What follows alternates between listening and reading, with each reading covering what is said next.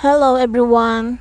Samahan niyo po ako, magluluto tayo ng adobong atay ng manok. Simple recipe. So, umpisahan na po natin ang pagluluto. Nagpainit na po ako ng kawali and then lagyan na po natin ng mantika. Magigisa po tayo ng sibuyas at bawang. Unahin po natin ng sibuyas. Mas maganda po sana kung may luya. Kaso lang nakalimutan ko pong lagyan ng luya. Anyway, nilagay na po natin din yung bawang. Kapag po kasi nag-aadobo ako, naglalagay ako ng luya.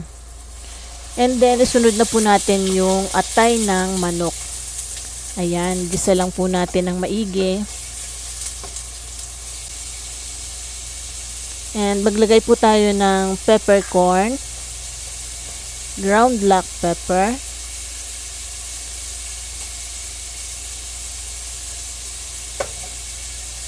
at ang toyo.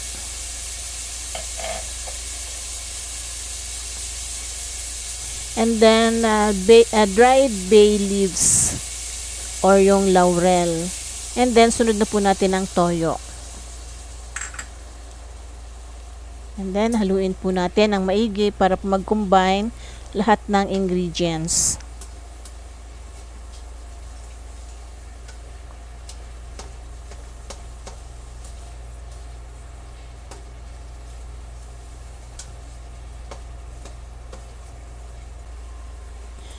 And then, meron po akong chicken stock na namuo na dahil nilagay ko po sa freezer.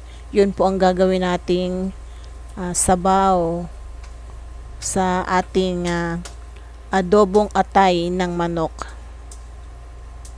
Hihintayin po natin mag-reduce yung kanyang sabaw. Tatakpan po natin ito. And then hahayaan po natin kumulo. Hanggang sa mag-reduce yung kanyang sabaw. So this time po, check natin. Maglalagay na po tayo ng suka. Hayaan lang po natin, wag muna nating hahaluin.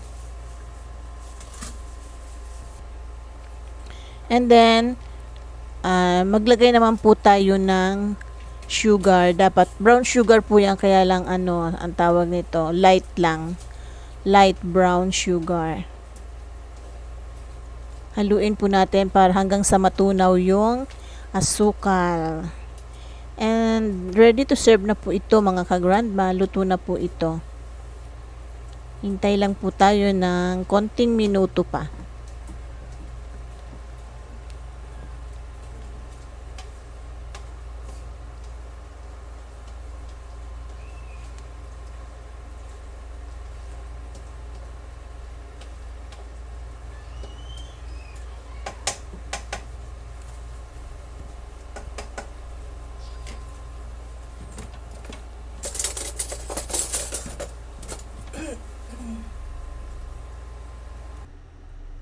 So, eto na po yung ating adobong atay ng manok.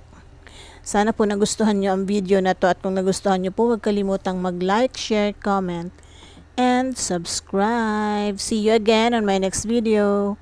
Bye! God bless everyone!